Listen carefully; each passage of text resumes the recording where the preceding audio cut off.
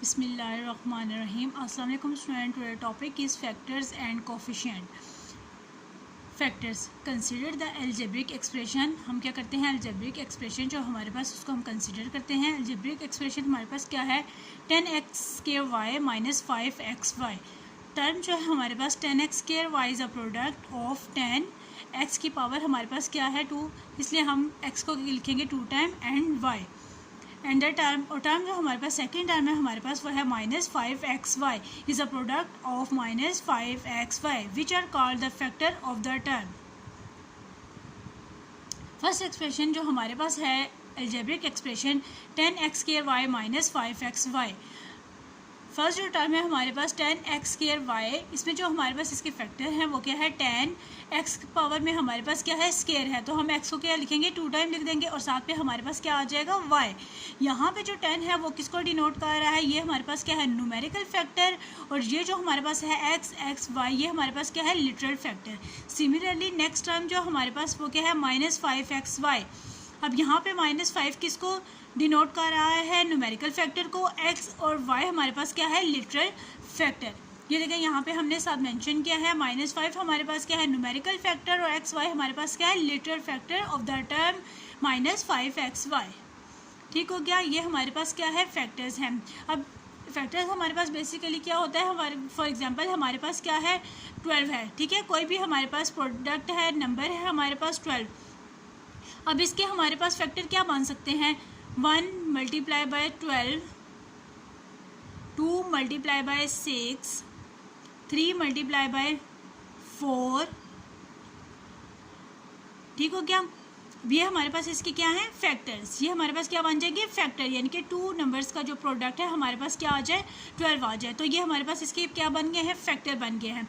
अब हम इसके क्या हो सकता है, जैसे हमारे पास क्या है कि अब इसके हमने क्या करना है फैक्टर्स बनाने हैं 10 के, ठीक है। अब हम इसको कैसे इस तरह भी सोल्व आउट कर सकते हैं, यहाँ पे हमारे पास क्या आ जाएगा 10 आ जाएगा, ठीक है, क्या आ जाएगा 2 5 10, 5 1 5, तो ये हमारे पास 2 और 5 हमारे पास क्या हो जाएंगे 10 के फैक्टर्स बन गए हैं, ठीक है, ये हमारे पास इसके क्या बन गए हैं फैक्टर बन गए। अब इसको हम यहाँ पे कैसे लिख सकते हैं, 2 multiply by 5 multiply by x multiply x multiply by y, ये हमारे पास इस टर्म के क्या बन गए हैं फैक्टर बन गए हैं। सिमिलरली अगर हमारे पास ये टर्म है -5xy, तो 5 के हमारे पास क्या फैक्टर बन सकते हैं 1 मल्टीप्लाई बाय 5, ठीक है। अगर हम इसको इस मेथड से सॉल्व करें तो हमारे पास 5 के फैक्टर क्या बनेंगे 5, ठीक है, तो ये 5 1 5, तो ये हमारे पास फैक्टर बनेंगे 5 minus 5 multiply by 1 multiply by x multiply by y, ये हमारे पास क्या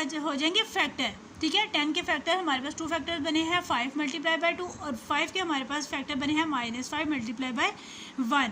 ठीक हो गया, ये हमारे पास जैसे हमारे पास क्या है कि जब भी हमारे पास लिटरल फैक्टर होते हैं, कोई भी हमारे पास लिटरल फैक्टर है, अगर इसके साथ क्या आ जाए माइनस आ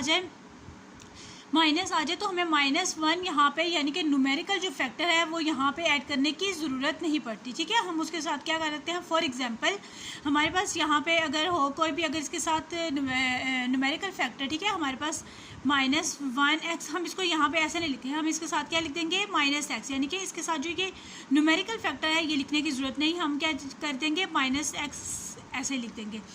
ठीक हो गया, ये हमारे पास क्या था फैक्टर्स। नेक्स्ट हमारे पास क्या टर्म है coefficient. In the term of algebraic expression, algebraic expression में हमारे पास टर्म है any one of the factor with the sign of the term is called the coefficient, ठीक है। कोई भी हमारे पास क्या हो एल्जेब्रिक एक्सप्रेशन हो, any one of the factor, कोई भी एक इसमें से हम एक फैक्टर लेते हैं with the sign of the term is called the coefficient of the product of the remaining factor, जो हमारे पास रिमेनिंग फैक्टर बच जाएंगे वो इसका क्या हो जाएगा कोफिशिएंट हो जाएगा। The numerical factor of the term is called numerical coefficient of the term, ठीक है। अब एग्जांपल हम इसकी यहाँ पे लिखते हैं, ये हमारे पास क्या है एक एल्जेब्रिक एक्सप्रेशन है, ठीक है। एल्जेब्रिक एक्सप्रेशन में हम फर्स्ट टर्म जो लेते हैं, फर्स्ट टर्म हमारे पास क्या है 15abc, ठीक है। अब इसके जो हम फैक्टर्स वो बनाते हैं क्या आ जाएगा 15abc, ठीक हो गया, और the factor of the term. अब यहाँ पे हम क्या करेंगे, ए हमारे पास क्या है कोफिशिएंट ऑफ 15bc, ठीक है, A is the coefficient of 15bc, B हमारे पास क्या है B is the coefficient of 15ac। यहाँ पे हमने कोफिशिएंट टर्म को समझना है, ठीक है। हमारे पास कोफिशिएंट क्या है, यानी कि कोई भी हम इसी डेफिनेशन को हम कैसे करते हैं, कोई भी हमारे पास एक टर्म है, ठीक है, कोई भी एक फैक्टर है, ठीक है, उस फैक्टर को जो हम लेते हैं, जो रिमेनिंग उसके फैक्टर बचते हैं उसको हम क्या कहते हैं, A is the coefficient of 15BC, ठीक हो गया। सिमिलरली अब बी है, B is the coefficient of 15AC, C is the coefficient of 15BAB, A B is the coefficient of 15C। Similarly हम यहाँ पे सब ऐसे लिखेंगे। अब 15 है हमारे पास, अब यहाँ पे जो कॉन्स्टेंट टर्म है, जो न्यूमेरिकल फैक्टर है, वो हमारे पास क्या है, 15 is the coefficient of ABC, ये हमारे पास क्या है, कोफिशिएंट। सिमिलरली जो नेक्स्ट टर्म है इसकी -2A²B, ठीक है, -2A²B। सिमिलरली इसकी जो फैक्टर हमने ऐसे बनाया, अब यहाँ पे क्या है, ए क्या है हमारे पास, कोफिशिएंट है -2ABC। सिमिलरली ये ऐसे ही है, ठीक है। -2 हमारे पास क्या है, इसका numerical coefficient of the term -2A²BC। अब ये जो है, कोई भी हमारे पास एक एल्जेब्रिक एक्सप्रेशन हो तो उसमें जो हमारे पास कांस्टेंट होता है, यानी कि 2, 3, 4, 5, 6 जो भी वैल्यू होते हैं, उसे हम क्या कहते हैं, कांस्टेंट टर्म भी कहते हैं और उसे हम न्यूमेरिकल फैक्टर भी कहते हैं, ठीक है। यहाँ पे हमने लिख दिया है constant term, the term of an expression having no literal factor, जिसके साथ हमारे पास कोई लिटरल फैक्टर नहीं होता, यानी कि x, y, z हमारे पास नहीं है, तो इस कॉल्ड कांस्टेंट टर्म, तो वो हमारे पास क्या होती है, कांस्टेंट टर्म होती है ऑफ द एल्जेब्रिक एक्सप्रेशन की।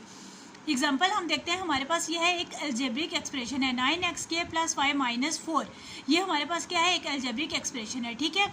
अब ये जो टर्म होती है, यानी कि जिसके साथ कोई लिटरल फैक्टर नहीं है, तो ये हमारे पास क्या होती है, कांस्टेंट टर्म है, ठीक हो गया। ये हमारे पास, इसके साथ हमारे पास लिटरल फैक्टर है, ये हमारे पास लिटरल फैक्टर है। अब यहाँ पे देखें, यहाँ पे इसके साथ कोई वैल्यू नहीं, तो यहाँ पे हमारे पास क्या होगा, 1 होगा। जिसके साथ कोई वैल्यू नहीं होती उसके साथ 1 होता है, या इसके साथ जैसे देखिए इसके साथ कोई साइन नहीं, तो यहाँ पे हमारे पास क्या साइन हो जाएगा, प्लस का साइन, ठीक हो गया। ये हमारे पास कौन सी टर्म होगी, कॉन्स्टेंट टर्म। एक और एग्जाम्पल देखते हैं, क्या है, 14xy - yz + 5, ठीक है, ये हमारे पास क्या हो जाती है, कॉन्स्टेंट टर्म, ठीक है।